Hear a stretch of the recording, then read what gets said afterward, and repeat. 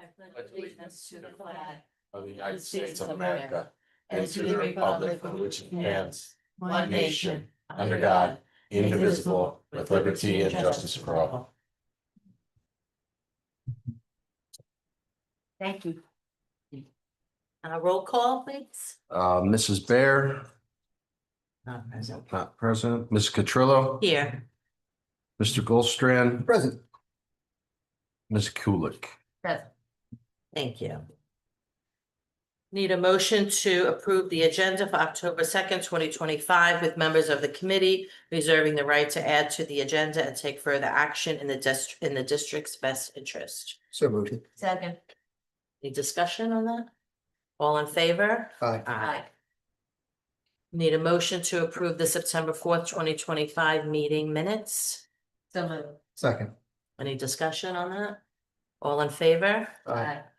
Okay, and we'll move on to our items for discussion, starting us off the EPR newsletter. All right, thank you. So as promised, we have volume 1, number 2 of our EPR newsletter highlighting all of the great things that have happened since our last meeting. So I will turn that over to the CNI team. So we'll start off with the class of 2038, which is our kindergarten orientation group. We have some photos there from some of the classrooms at ESASD. And then if you move to the right, you'll see the overflowing packed house at Bushkill. Parking extended all the way over to the fields along the entryway there. In the 9 years I've been here and attending open houses, I've never seen that kind of turnout at Bushkill. So kudos to, I'm sure, all of our buildings. That just happened to be the one that I was at that night and saw. And I also got there late that night and I was parked all the way out on North Drive. That's great. It's wonderful to see. So it was a similar situation at the intermediate schools. I was at JTL and people were coming in for an hour, like a half hour before and a half hour after. The people were parking up at Osaka. I mean, it was packed and it was wonderful. Same thing was reported out at Lehman. And everyone said biggest turnout they've seen, and people were excited too. There was a nice energy. Both intermediate schools also had community fairs going on inside the building. JTL had St. Luke's and the YMCA and the United Way. They're all with tables. And so I think people really enjoyed that too, having a chance to connect to the larger community. Excellent. So for high school, they did a twist. We did new connections, new traditions up at our North High School. Ray brought painting a senior parking place.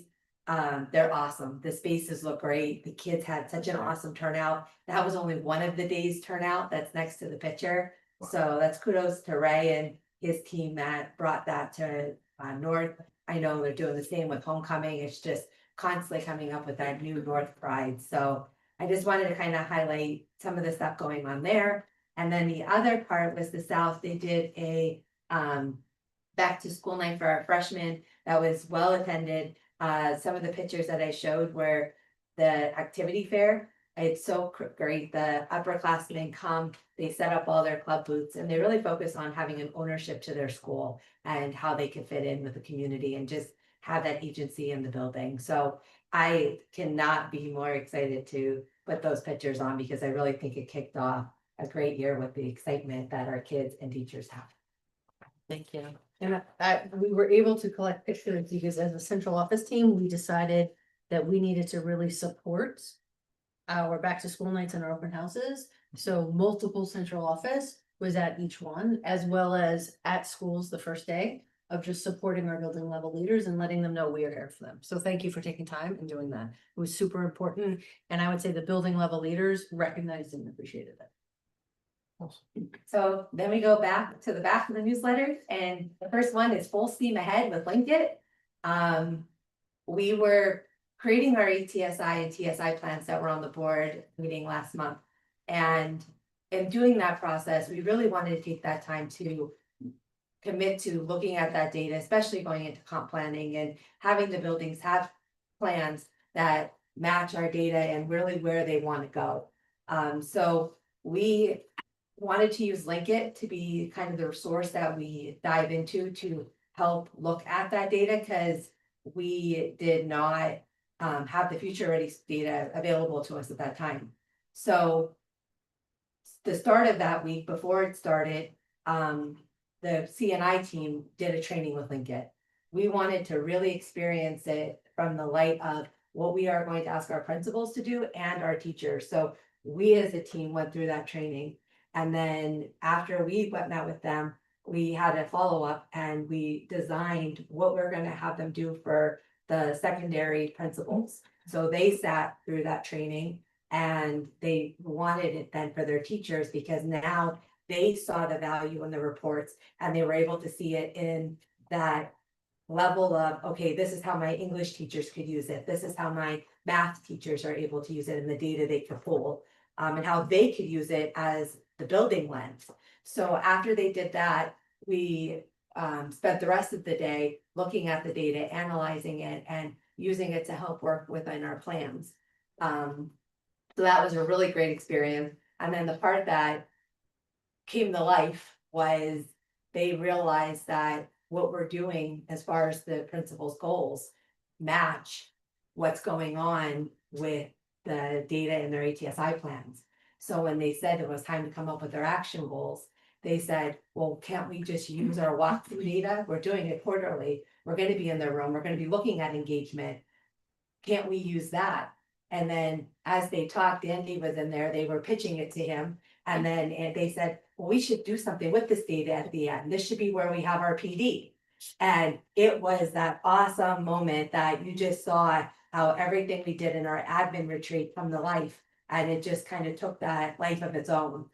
So the goals that they have in those plans, you will also see if you look at the building principal goals and how they correlate. And their other goal is using Linkit.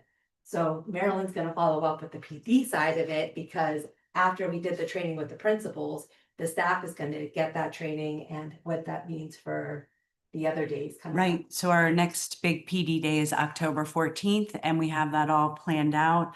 A big chunk of it is going to be for the core classroom teachers, grades 6 through 8, getting trained in Linkit, as Amy was talking about. And the great thing about Linkit that I really appreciated as a, recent teacher is that you can drill down to the exact skills. Like it says the skills that need to be worked on. So I think this is going to be a great tool for teachers.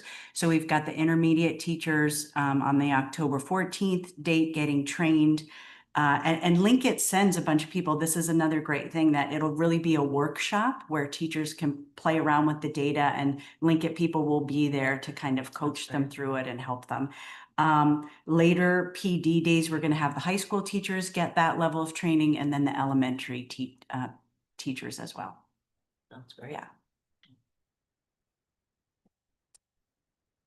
So the next thing is going to be the high school today, college credits tomorrow. This was the initiative Andy brought. I think you said, what, your first month on the job, you had our partnership with Lackawanna.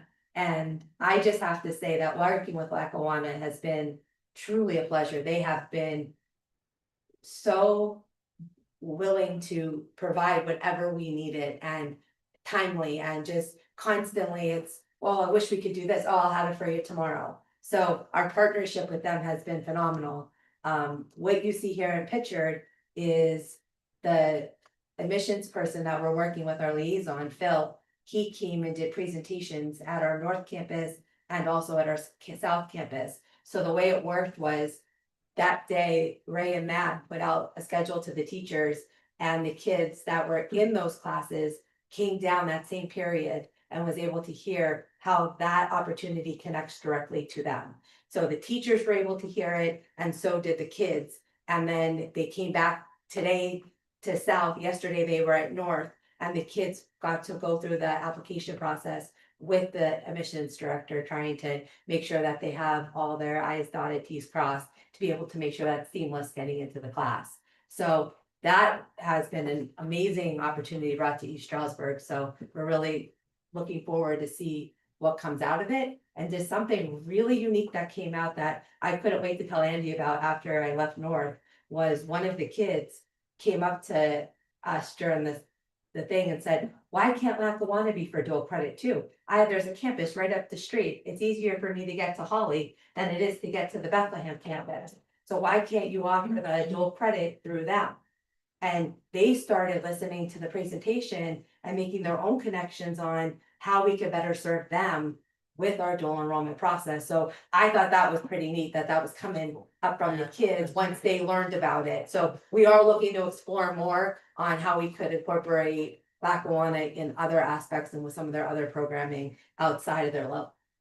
And I was able to meet with the rep today when he was at South High School signing students up, and the turnout was great. I mean, you always want it to be more because we have so many kids enrolled in these classes. You really want them to take advantage of it. But for a first year rollout, I thought, there were 20 students in the room at the time filling out all the online applications and paperwork, 2 representatives from Lackawanna. It really is a strong partnership. And in my brief conversation with Phil today, it was how many more opportunities can we have? And we just started brainstorming some ideas, sneak peek of things to come that hopefully we'll be presenting more ideas that are coming up to you all. But we're continuously working on how to provide more and unique opportunities to our students. Right. I mean, if you have 20 south and 20 north, as a startup, I think that's great, actually. I mean, it's not costing the district anything, so, even if only a few were to take the opportunity, that's wonderful. And word will spread, especially if we see, students obviously taking the initiative, as Amy pointed out. And kudos to That's great. Lackawanna for being incredibly flexible and responsive to our needs. Sure, it's great. My continued focus is on the SPM process. And I know I talked about this the last time, but I've been getting into all the schools and talking to the faculty as a whole. And then we thought a good plan would be to follow up and spend whole days or chunks of a day there doing kind of this office hours where teachers can come to me during their prep and really hammer out their idea. And so that follow-up has really helped them because they hear the message, they understand it can be more creative, more authentic. And then when they start to work on it, just ironing out that language that'll eventually go into the final SPM, I think is really helpful for them. Right. So that'll continue this whole month. They're due at the end of the month, the initial idea. I want to say, I think that's the best thing, having those office hours. Yeah. Because I remember when we first, started all of this, we were bombarding the principals. Yeah. Because everybody was, teacher, we were all in panics, like, how are we gonna do this, we don't want to fail, but, it was just, and really, it's hard to sometimes grasp that. Yes. So, and the principals are busy, not that they don't want to meet with you, but you know what I mean? So, Right. I'm gonna say kudos to us for hiring you too, because because, that's one of the reasons, obviously, to have someone, like you to be able to help the professional staff in that way. So, thank you for that. Having gone through it, I think that's a wonderful, It's just been a great process, and it's a way for me to meet teachers and get in the school. So I've just thoroughly enjoyed it. Thank you. The students light up the scoreboard.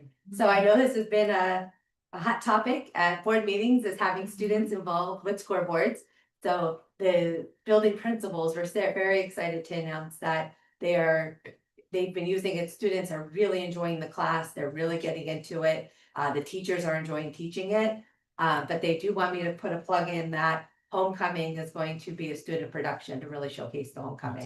So it's a focus that the ADs, the principals, and the students all worked on. What could they really do to make those moments special for their homecoming experience? So they both wanted me to just kind of say, make sure you're there, don't miss out. So North Homecoming is tomorrow night at 7 PM. South Homecoming is next Friday at 7 PM.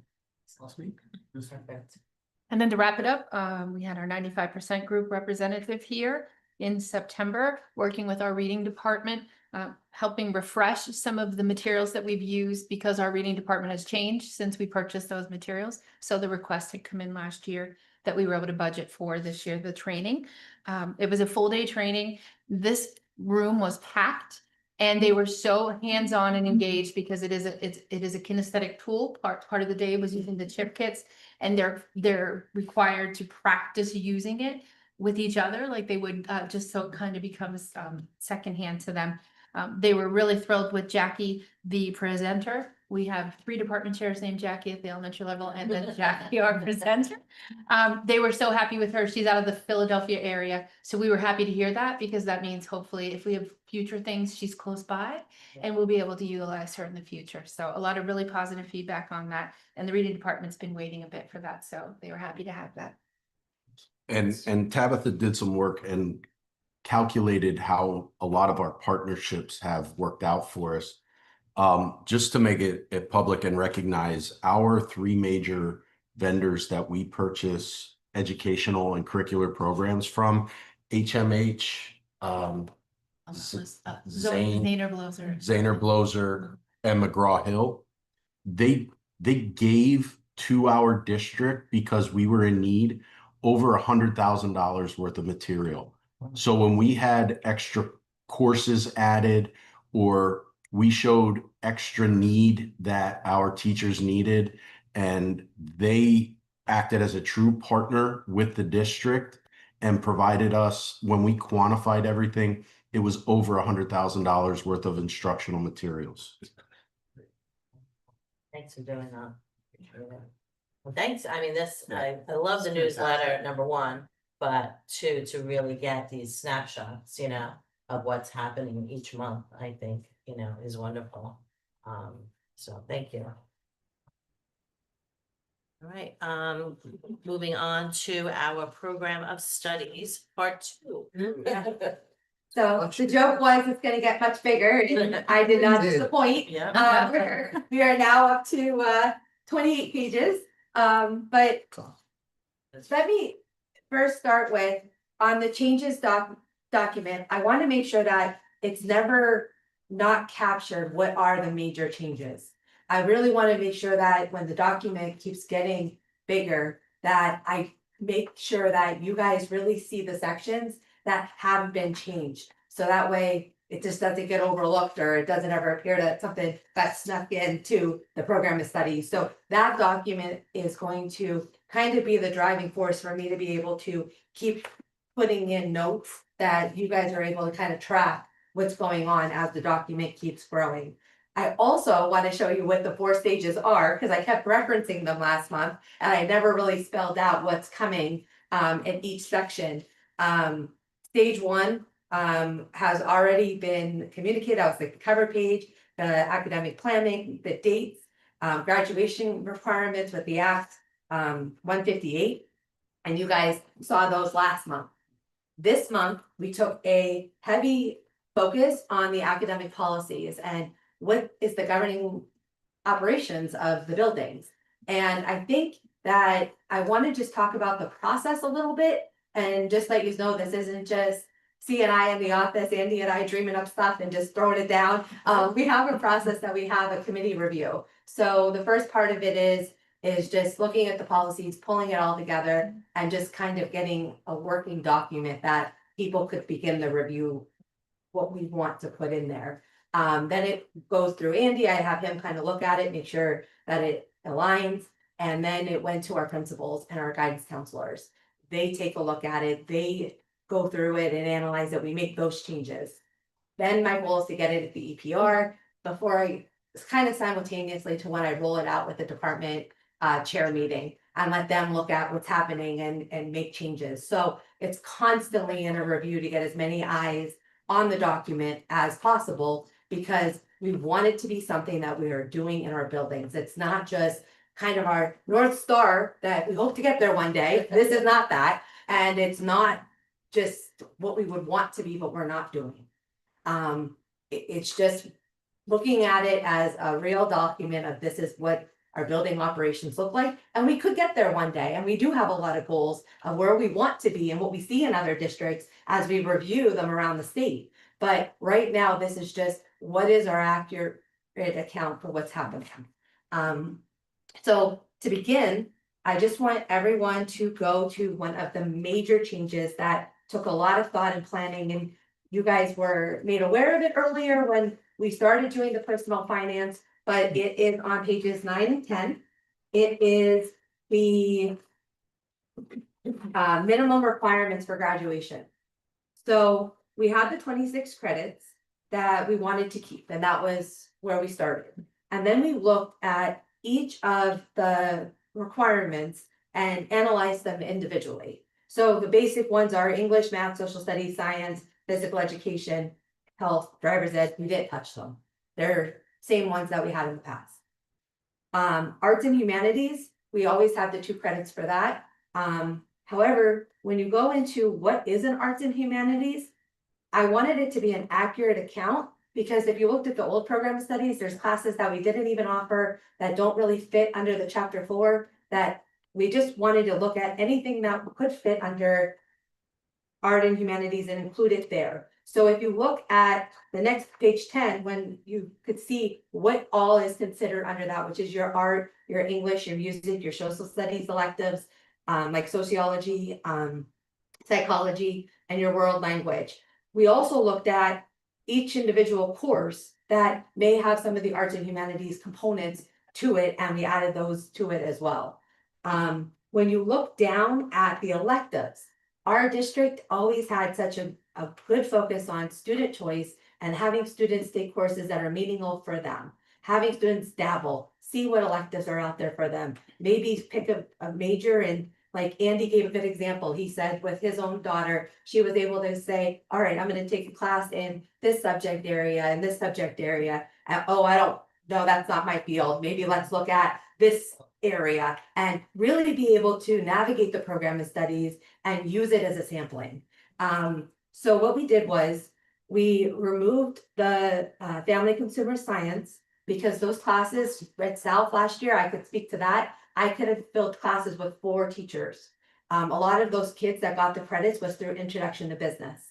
So now that introduction to business is out and foundations of business does not meet the same requirements, that we needed to make sure that we were being responsible, financially with staffing, that are we going to put something in those 2, like the half credit, family consumer science, that we wouldn't be able to staff? And that was question number 1. And then kind of our value statements came in, is what do we want students to take and explore? And do we want to say, don't take business because you have to take this half credit here? And we really wanted to make sure that we're not deterring students from taking different electives. We also added the language in there that starting with the class of 2029, one of the credits must be financial literacy. It's called financial literacy because that was the state requirement. We also know that personal finance 1 is in our 9th grade. Personal finance 2 is in our 11th grade.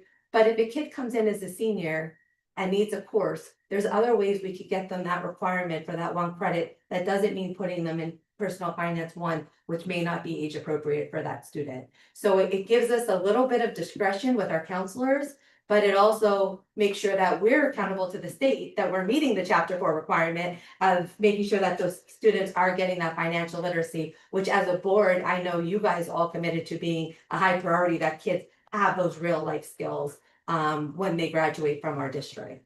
So I want to stop there for a second and just say, is there any questions on that? Because that's a different shift from what we have done in the past. No, I think it's great, and I mean, I'm really happy too to see not just the general like art, English, music, but also the individual courses listed, because we had talked about that for a long time, so I appreciate that. And just to clarify, so when you read chapter 4, there are some things listed in the language that you shall teach, and there are things that you may teach. And many things that you shall teach do not have to be covered by a course specifically with a title. So what we were able to do is look through what our course offerings were and make sure that we hit all of the topics that need to be covered with each student with the things that we shall teach. And then, but we also don't want to bombard our students with required courses. We want them to be able to have genuine choice and ownership of their education. Thank you, it's really good. So the next page, page 11, that is also something that I would say was driven by the board. I heard conversations that said, are we really being transparent with our students regarding Keystone assessments and state assessments? And what courses are they in? What's the next course that the students are able to take? What grades are they being taught in, and what our benchmarks are? I think this section that there was something similar in our old program of studies, but I put it here because I wanted it to go right after the graduation requirement that we are talking all about, the Act 158. So I think that Keystone exam information was really important to put up front and have it more transparent for our parents. I also highlighted that we're going to be doing different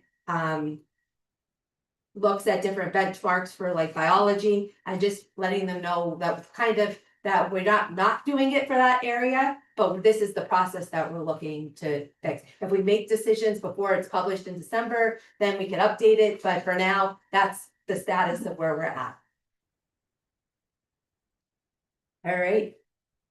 So this is where you're gonna see the tie in a lot to policy.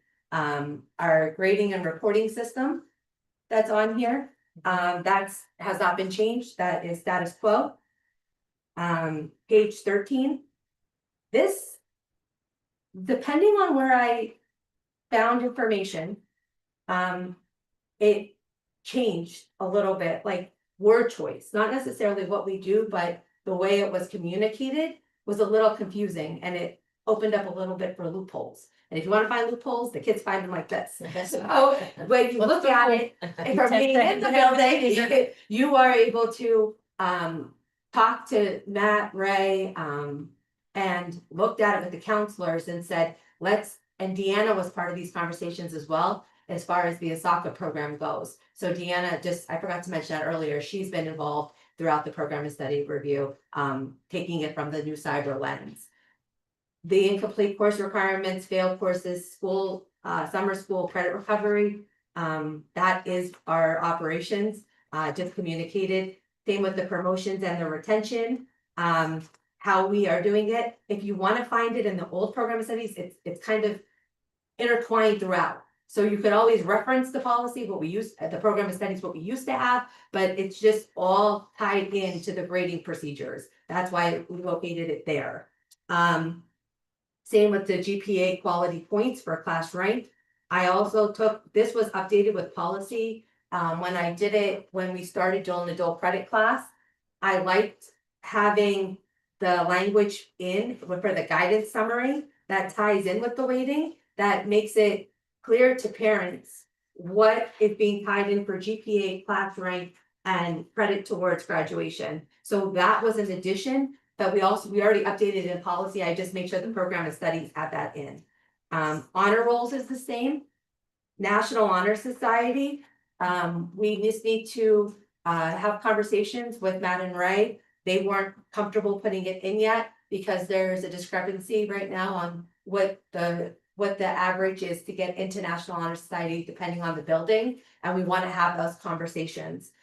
Same with honors reception, a lot of conversations have to take place on that. So we want to make sure that we're giving those sections their due diligence, because it created a lot of havoc the past couple of years, and you want to make sure you're doing it because there's also a value statement when people are having conversations. When you're saying different comments, it may change the value people may think that we're placing on certain programs or courses. So we're going to get the program of studies done first and then have those conversations, because they may take longer time. High school transcript. This is something we're working on right now. This was a lot more than just this quick little section in the program of studies. We talked about what is actually required to be on the high school transcript. And then what we put on and how it helps the student. So in talking with Andy, one of the things we're doing right now is we're reviewing the school profiles that the buildings are sending out with the transcripts.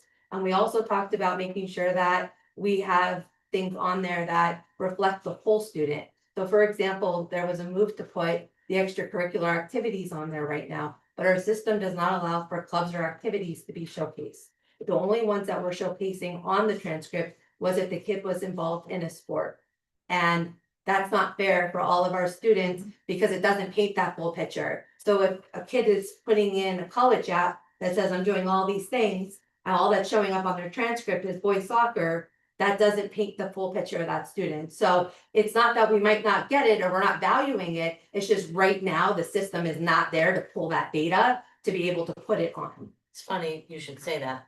I didn't learn that until my daughter was, in 11th, 12th grade, and we were talking about transcripts, because every year they filled out that sheet that they marked all of the activities that they were in.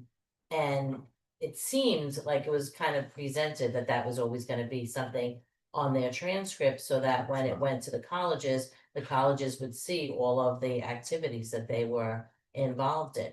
So I'm glad to see that that's, really kind of happening. So what we have to do right now is we don't have it on there. So right now it's just showing up that we were saying in the program of studies, we are putting the Right, that's what I'm extracurricular. saying. We did have that process. I remember that process. And I said, that's something that the building principal said, let's look at that now. There's different accountabilities that have been put in place by Maggie. She has them looking at extracurricular, agendas are being turned in, like there's different procedural operational things that are happening in the building that I think that we could get there again to have that full picture. But right now, if it doesn't show the whole picture, we don't want it to hurt a kid. So And that's I think where- that's important I'm really happy that there's a transparency in that, truthfully, because it allows then the kids, when they're filling out their applications, to make sure that they're, whether it's in their own, their own letter or whatever, sections of the application that allow that they really know that they should be, kind of pinpointing that and highlighting that and selling themselves, because it's not on the transcript. Yeah. So I really appreciate that. I think that's a Well, great thing. and honestly, more and more schools are shifting to that, either using the standard application or the self-reporting model. So some of the larger research-based universities are a full self-reporting model where not everything is going to be on the transcript that goes into the decision. The students actually self-report all of their grades. So, it really does come down to the student. And we want to make sure that when we are giving out an academic record, that we are best highlighting how we can highlight them. But some students are going to do things out of school, so we can't report on those things. So right now, just having a very clean academic record is where we want our transcript to be, showing through the school profile what our district stands for, what the academic standard of the school is, as well as all of the opportunities that students can have being a member of this school. So the academic profile that we're compiling to go with that is just as important as the transcript, because it's going to define what an A at East Stroudsburg means against an A at any of these other schools that our students are competing against. That's great. One of the things you mentioned, I'm glad you brought up, was the self-reporting portion with students who have to do that for select universities. I honestly don't believe that many, if any, of the seniors understand that concept. That's what I was. Because we say an A is a 90 to an 100, whereas they get a 92 and they're like, this is great, and they self-report and it's an A minus. Whereas an 93 would be an A. And that's a big difference when you're self-reporting. I think students at that level, when they have to self-report, they need to understand that an A in the district is not an A when you self-report it to university, because a 99 would be an A plus self-reporting. An 85 would be an A, and then an A minus. I know we ran into that personally, because he said, had I known, I just would have gotten the extra point. He goes, an A, I thought an A was an A.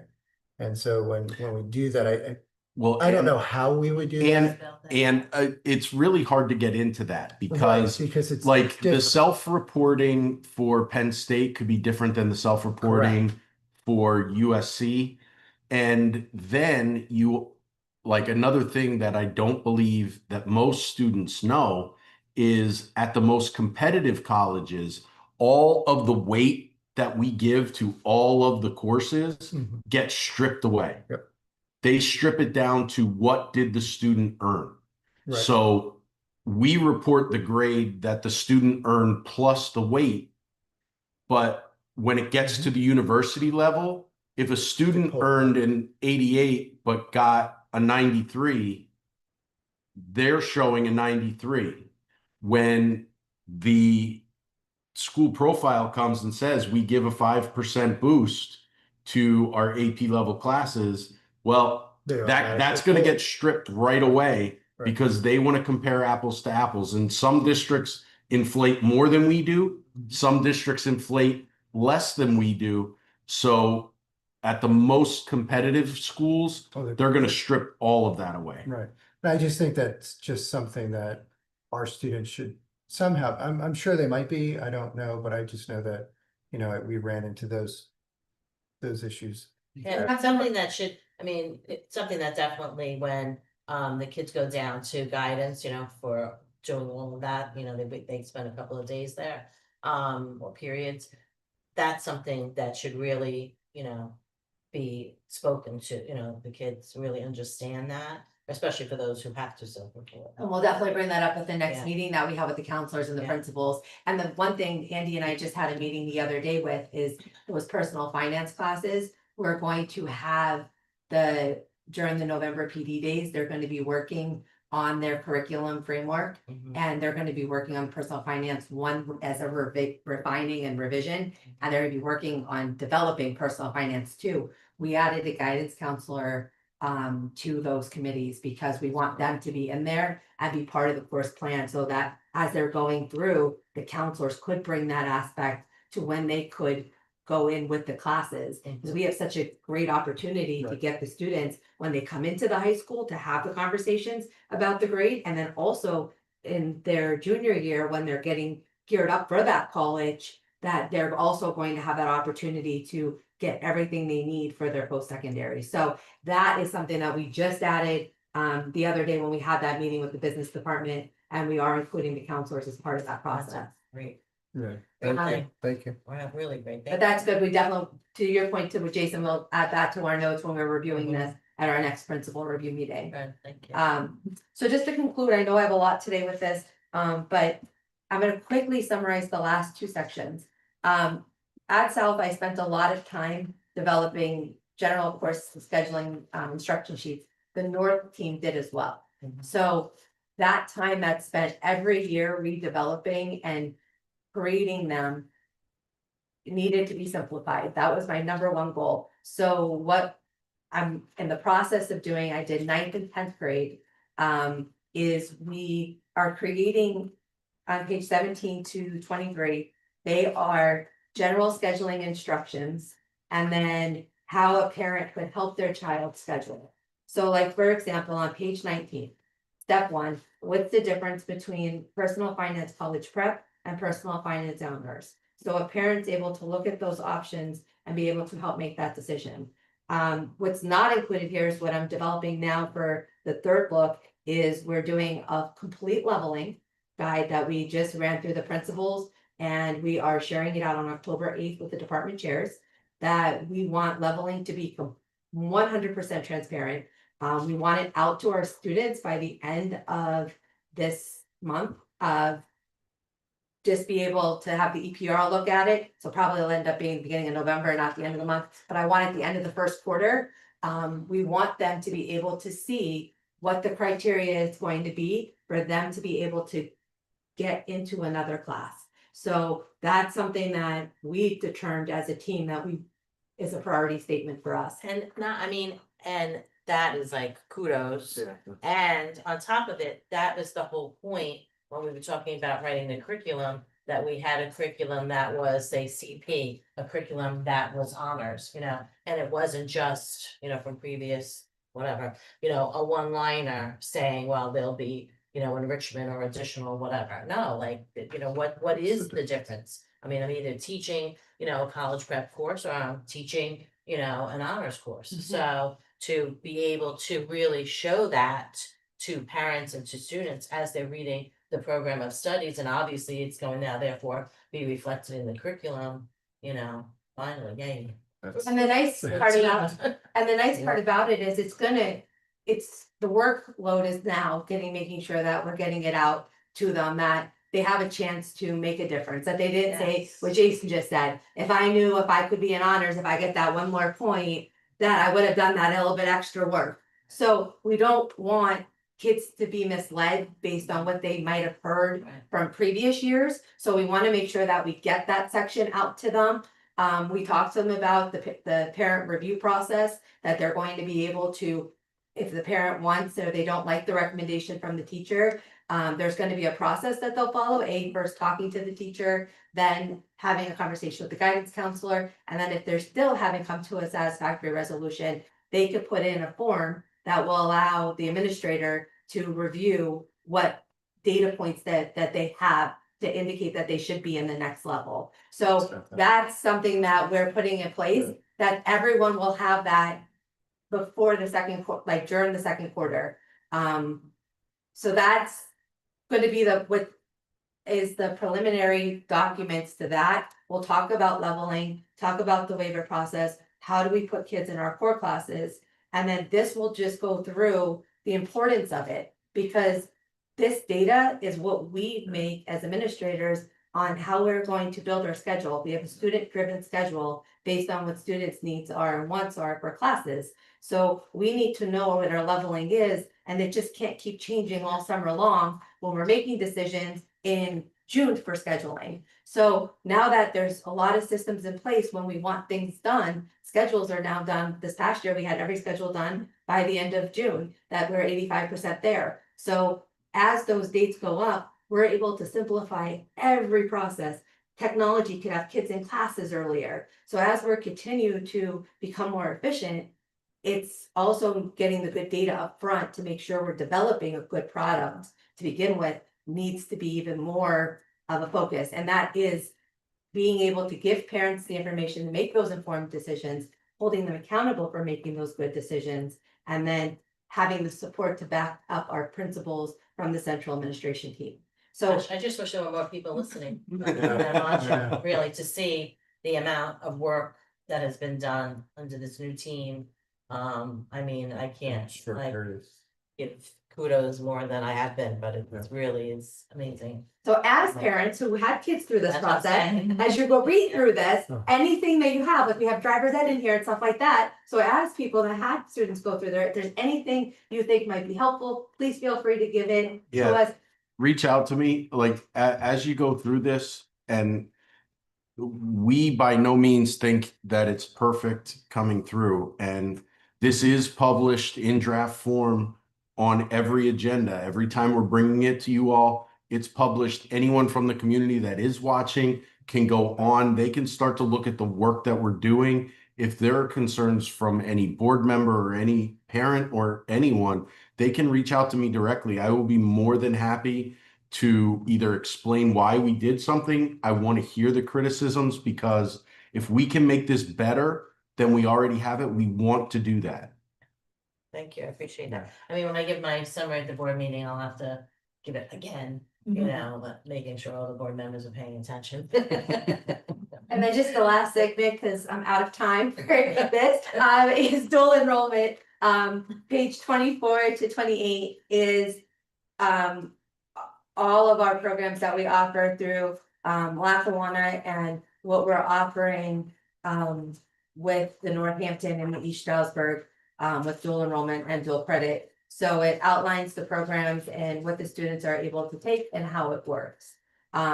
So like I said, as we continue to work through this, the section will be developed, but this is right now our operating guide. We actually used a lot of this material in the spring when Lackawanna came about. This was the material in here has been communicated with parents to get kids into the Lackawanna. So this section isn't new. It just is the first time it's in the program of studies. But we are still working with both Northampton and East Stroudsburg. Yes, yep, we're still working with them. We have the agreement. We're working with them right now on We have a lot of dislocation. we do. So I have those, we're just got done. They were here today. With the Lackawanna, East Stroudsburg University, not as much as we do with Northampton. A lot of times with what East Stroudsburg University is willing to offer for dual enrollment is in person, and it doesn't correlate a lot with the students' schedules. And it's really challenging for our North Campus students, like just to get down to their timing and what they have to miss in their building, or if they do athletics, it's hard. And there's They not, also only offer us what's left. yes, there's only a You know, certain amount of How many seats. are there, exactly, Mhm. so I mean, that also makes it more difficult. you know. So they're a good partner, but there's some, Yeah. there's some hiccups along the way with how many opportunities the kids have that they make available to us. But we're still with the future educators. Yes, Yeah. Those courses. Yep. Yeah. future educators, they're doing on the Thursday is going to be their official kickoff. I know Karen was asked to be the keynote speaker, so she'll be presenting at that.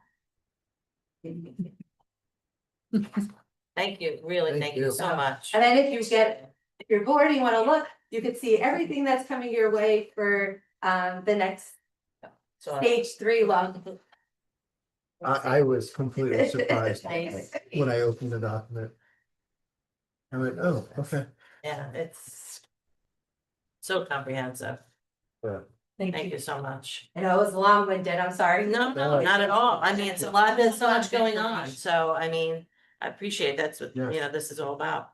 All right, but we will move on to updated district writing cycle. All right, so this past few weeks, we've really been breaking down our overall curriculum writing cycle between working on the comprehensive plan and planning PD. And as we plan PD, we are looking out to the next 3 years. So if you were to come over to the CNI office, you'll see a big whiteboard, and we have it filled with all sorts of notes and things that are upcoming or that we don't want to forget about. And here's this and here's that. And we really needed to solidify and clean up the curriculum writing cycle. So we are this past year in 24-25, it was a big bite, especially at the secondary level.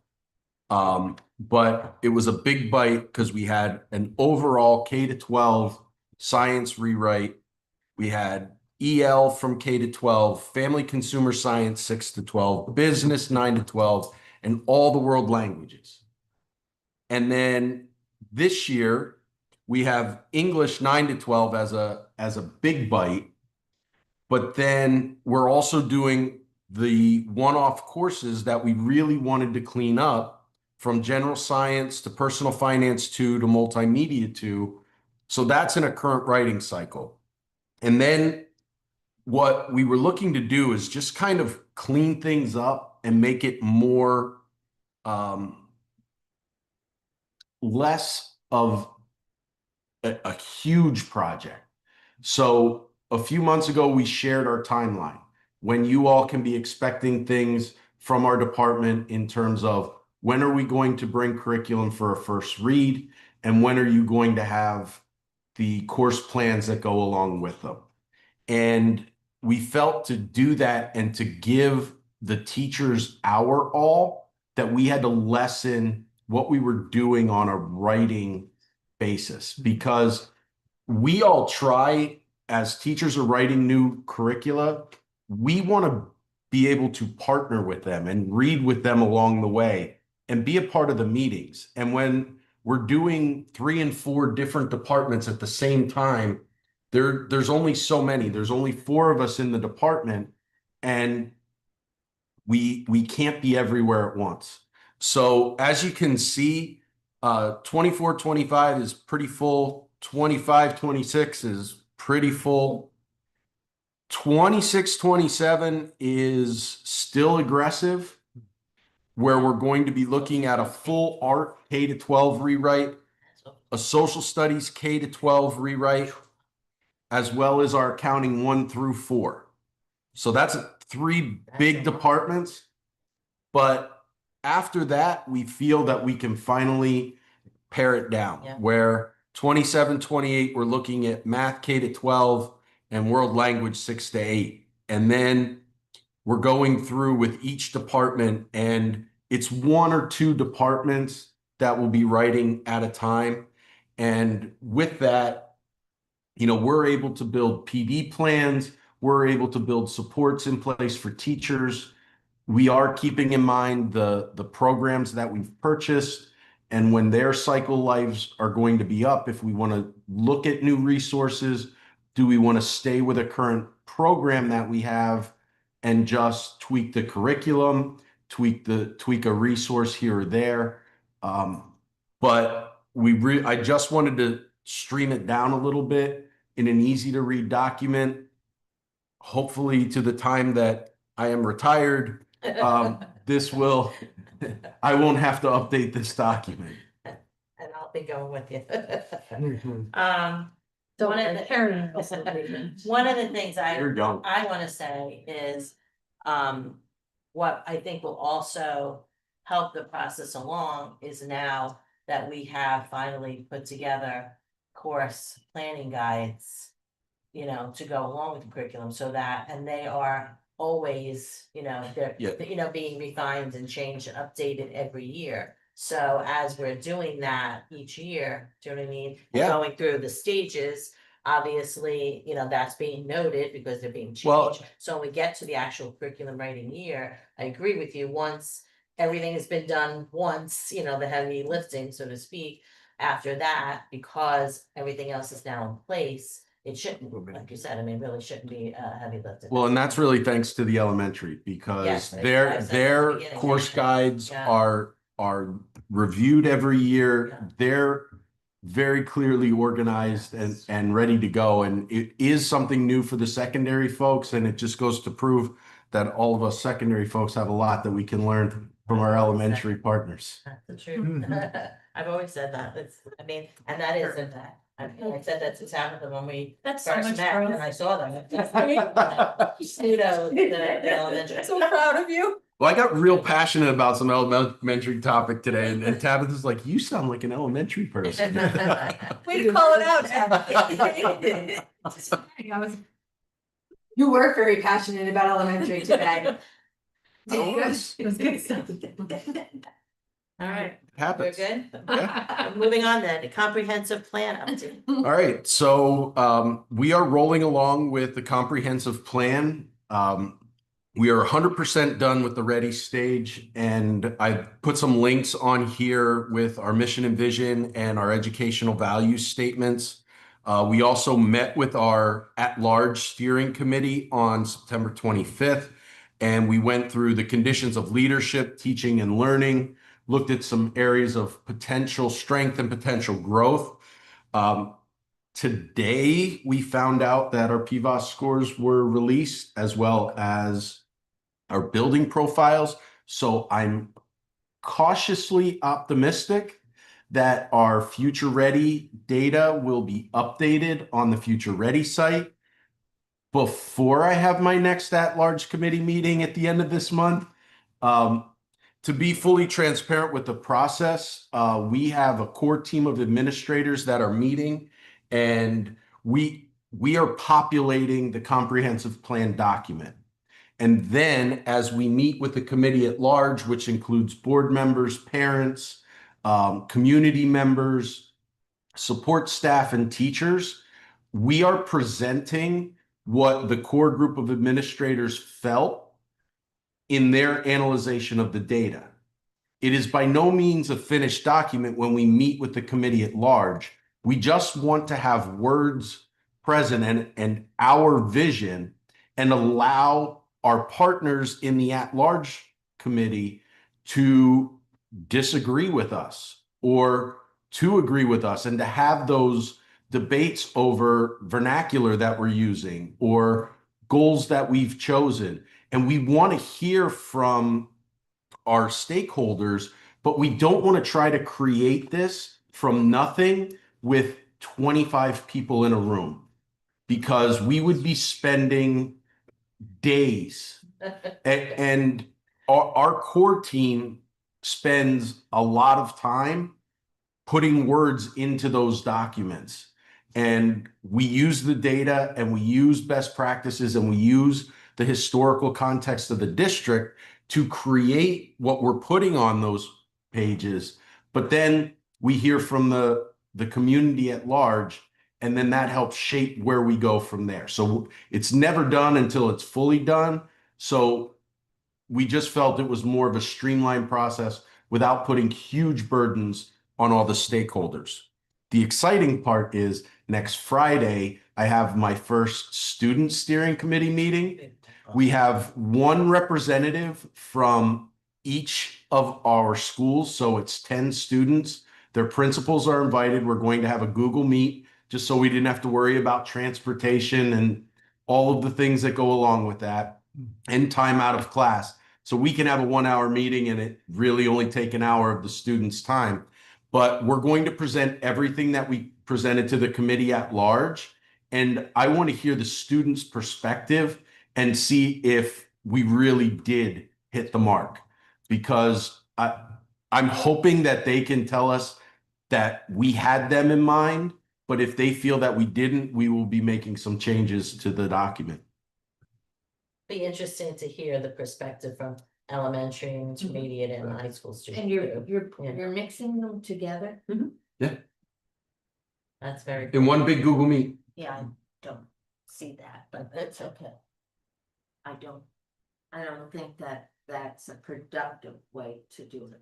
I think all your elementary together, your intermediate together, and your high school together would be more productive, meaningful to those students, or Well- the feedback would be more meaningful. Let's see how it goes, and if Oh, one yeah. group doesn't have a voice or we're not hearing that voice, then we'll certainly. I just So- have to speak at different levels. for Oh, each one, I and It understand. doesn't make any. So just so that I can be clear, with our elementary students, their principal is going to be with them on the meet.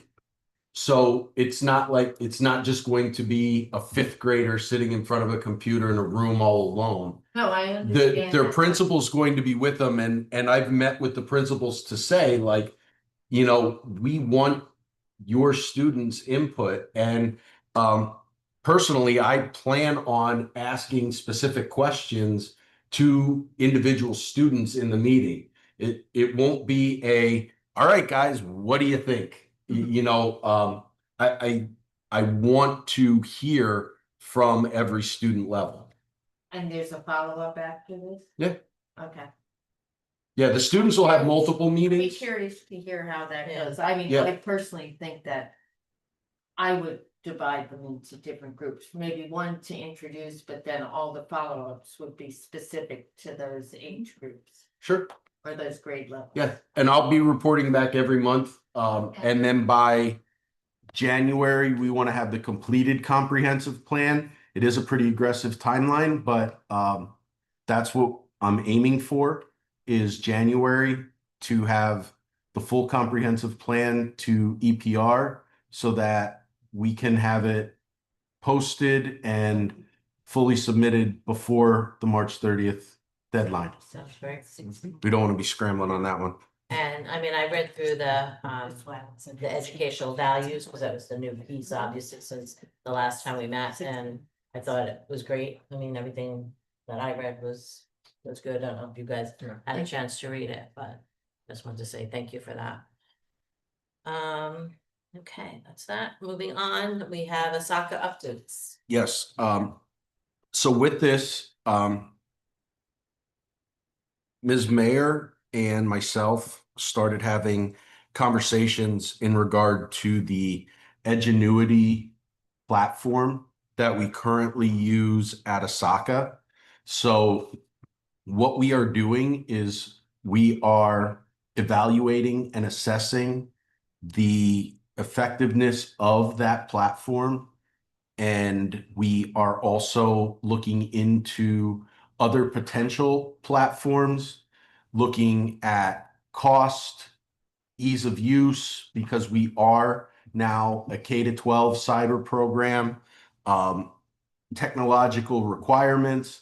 So this will be becoming larger and larger, but our initial goal is to evaluate, is this the best online opportunity that we can give to our students while also having a long-term goal of ESASD teachers teaching East Stroudsburg Area School District curriculum instead of using someone else's program. So we have a long-term goal. We won't be able to that will be accomplished through the curriculum rewrites. That's a 5 to 6 year goal, is to have it fully migrated over into a full East Stroudsburg program. But in the meantime, we want to provide our students with the most meaningful educational opportunity we can. So we will be doing an evaluation, and as we come to conclusions, we'll be reporting that out to the committee. Excellent.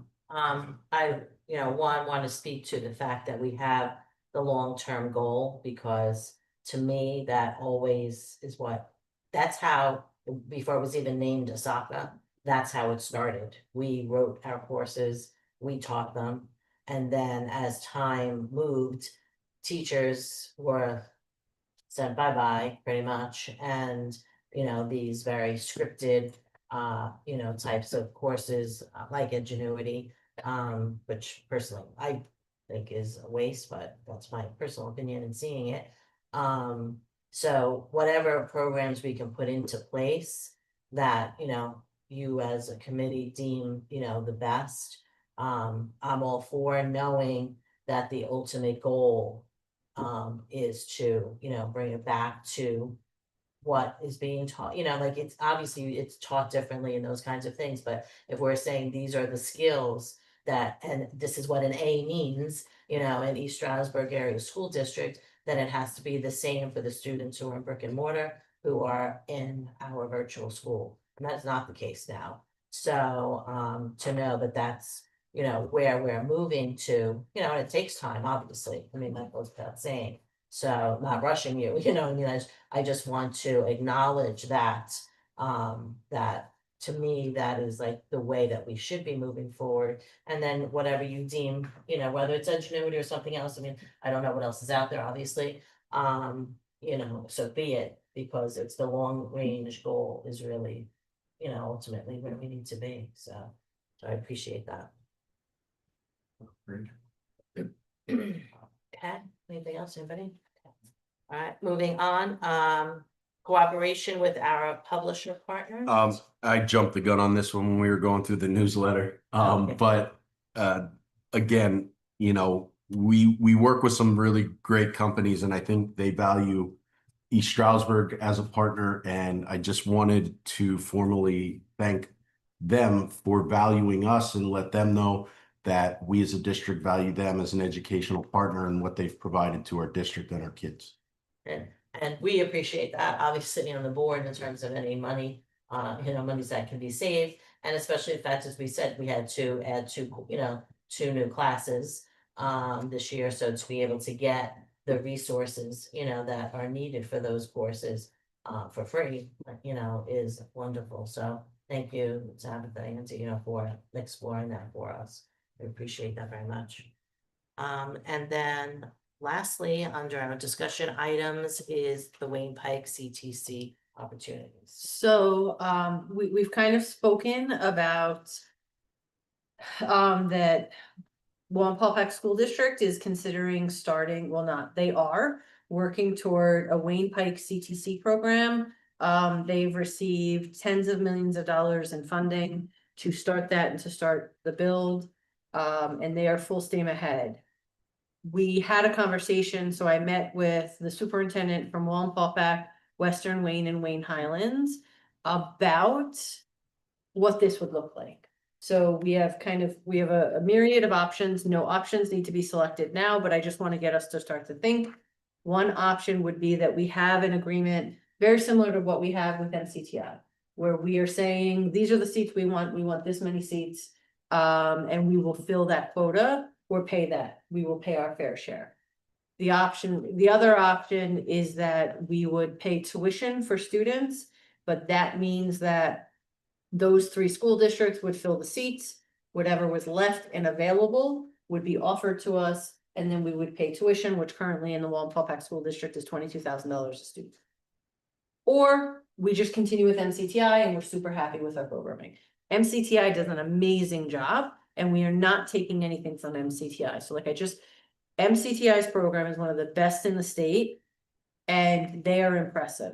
However, MCTI has turned away almost 600 students this year because they can't service everybody. So there are 600 students that are waiting for CTC programming that aren't getting it. So if we as a district partner and have an opportunity, we're actually helping the county by offering more seats because we will be pulling seats. So what I did with that document that you have in the board docs is kind of saying, in my mind, if we are going to move forward with this, that we would say if we have a full partnership with MCTI and Wayne Pike CTC, if the program is offered at both, so let's say carpentry is offered at both programs, then our north students would go to Wayne and our south students would go to MCTI. So now you have to realize we have buses going south to MCTI, north to Wayne.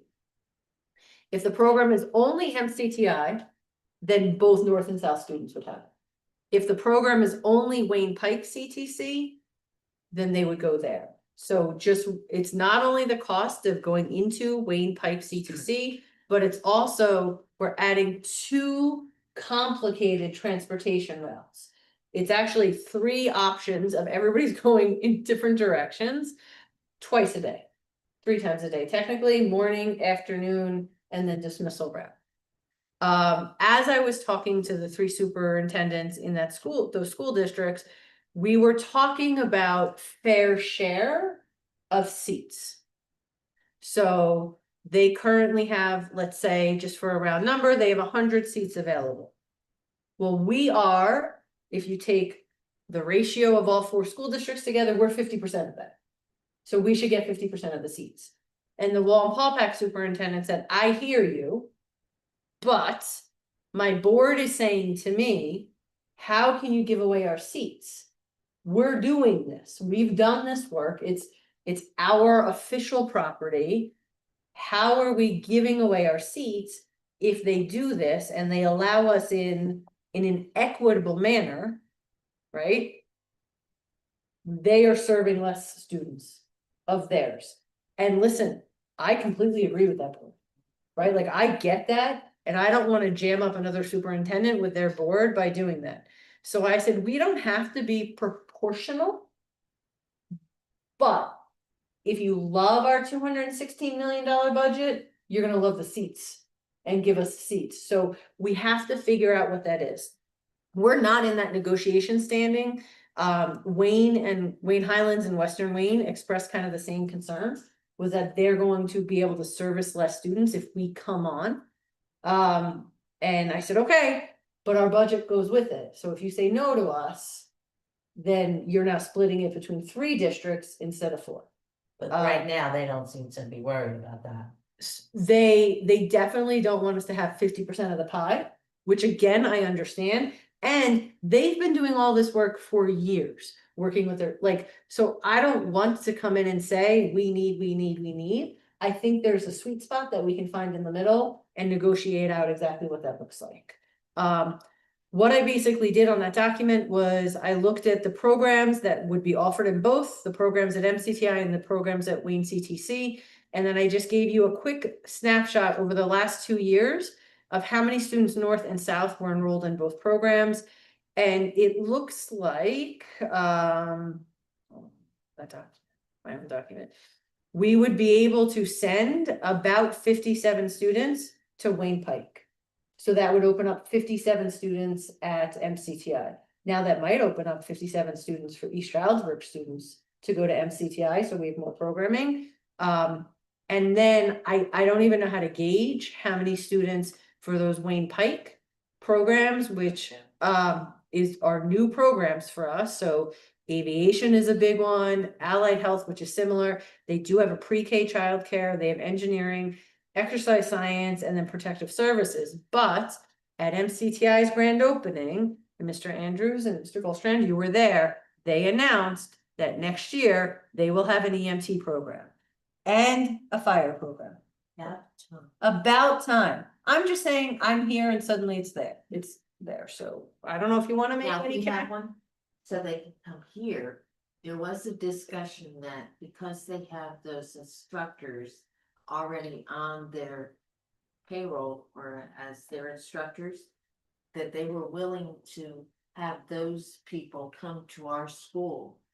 And we have money that was set aside for equipment to produce for that, so that those classes could be taught in our school, so it would be open to all of our students, and we could accommodate all of them. So when you said Because, there was a discussion, who was that discussion with? with Dennis Okay. and the previous superintendent. Okay, So you might want to just know. yeah, and then you said there's money set aside where? Somewhere here. Like, Okay, it's in a box. I'll find the somewhere. box. It's in a box somewhere. But at any rate, because they were going to call it an off-site EMT program Okay, to be taught in our schools so that we could be certified under the Department of Health. I'm sorry that I'm just saying this now, but I did have Yeah. this conversation, which is why I thought everyone knew. no, But I apparently I apologize. just kept pounding and asking the questions. Because I feel that your student who may not spend half a day there, but maybe college prep. Right. Might be the student that will come into that class because they want to go to med school. They want to become a trainer, they want to become things. Right. Other things. I want to be clear, kids that go to MCTI go to college Right. and go to I know- med school. I know that, but I'm So, saying not yep. give up all the wonderful things that we now are putting in here to offer. So that they can still For take sure. advantage of that and not spend all the time on the bus.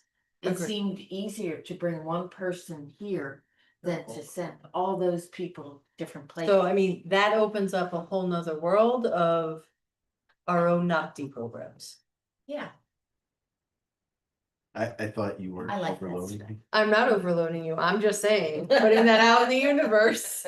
But so that's the update, for the public to know, some of our central admin team and some of our board members are going to Wayne Pike CTC to meet with the superintendent on Monday morning. And then tour the current program and then hear kind of his grand scheme of it. This is not, so I will not be able to be present, this is not a negotiation with Dr. Ganusky, This is this is a- just an informational session. Yep. Yes, this is a field. I just wanted to just double check, because when I was looking over that. The form that you sent us, and then what you just said, was the intent with any. Crossover courses to remove our MCTI students and put them there? So it kind of felt like you just. Any school, so I wouldn't do it if they're already in that program. So I would, incoming freshmen. Well, because you said that it would open up 57 seats at MCTI. How would it open up 57 seats if we didn't move? our So, MCTI kids? In my mind, historically, there's 57 seats that are in those programs. So I was just saying, like, right now, if we did that, we would have 57 different seats available. But we're not moving 57 students who are No, in. future. You're looking at- Future enrollment. we're looking at Future projection. of Right. But I would Right. take Correct. somebody who was going into their senior year and suddenly Right. put them at Wayne Pike. No, no, no. We would phase that in over the years. Right. That's what I Yep, thought you absolutely. meant, but when I Yes. heard it originally, Yeah, I just went, I don't think that's what. right. No, Not what- thank you. okay. Thank you for Very clarifying. good. Okay, thank you. Okay. Okay, any public participation? No, okay, all right. And we didn't spend any money this month. We didn't, so Oh, we do not wow. have any recommendations for the finance committee. And our next meeting is November 6th. And motion to adjourn, So moved. Second. all in favor? Perfect. Aye. Perfect. There we go.